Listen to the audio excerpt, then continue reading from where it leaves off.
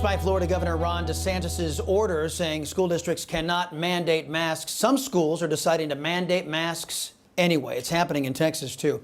Our next guest is sending his kids to a Catholic school, and it is mandating masks. Jose Alva, thanks for coming on. We appreciate your time here on the Chris Salcedo Show. So you told our team that you found out about the mask mandate, what, two days before school started? What did you and your wife do? Yeah, so the Friday before the Monday that school started, all of a sudden we got a notice saying that masks will in fact be mandated. And so we were unprepared. That was a big decision on keeping them going to that school in that semester. And we immediately went out and over the weekend, we quickly came together with other concerned parents in the diocese because it was the Diocese of Venice that had mandated the mask for about, I believe it's about 20 schools, 5,000 students. They have jurisdiction from about Naples to St. Pete area. And we decided to go to the diocese directly on Monday morning and protest and also speak with the diocese and see what they could tell us about, the reasonings why. Yeah, well, let me ask you about that. Did the school inform you about the science they were using to mandate those masks? No, and that's a very, very good question, Chris, because actually we did sit down with the bishop who makes the decision. His right-hand guy is Father Belmonte. And we had sat down with him and we asked him, look, we presented him our facts. We looked it up and we thought, we saw that 350 children have died since the beginning of COVID, since last year, out of 610,000 deaths.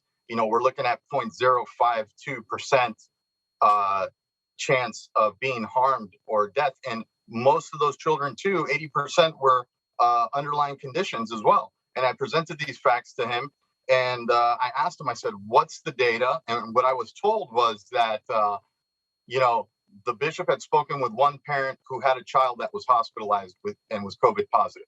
And they were very concerned. And I said, well, were they in the ICU? No, they weren't. Were they in fear of death or, being harmed? No, they weren't.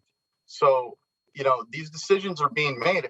I was being a little facetious, but I said, hey, who's the Surgeon General of the diocese? And we have people making decisions based off no science, concerning the health of our children. And this excuse... Well, it's a good, yeah.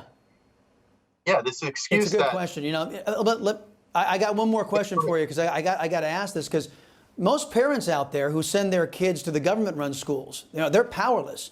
The Republican Party and the Democrat Socialist Party have teamed up to deny American parents the power of school choice control over their schools.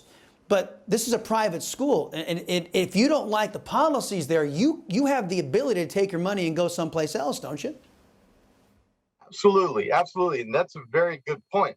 However, you are paying an establishment to take care of your children. You should expect almost like a premium in having, rights over your children that are very basic. There's a parent's bill of rights that all schools need to respect. Because you're a private institution doesn't mean that you supersede the governor's executive order.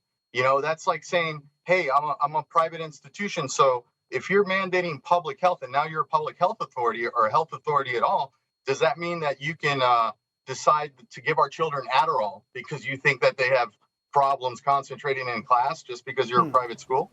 Where do we draw the line? Yeah, well, Joe, I got to tell you, man, out here in Texas, you've got government-run schools who are openly defying executive orders in the Supreme Court in Texas.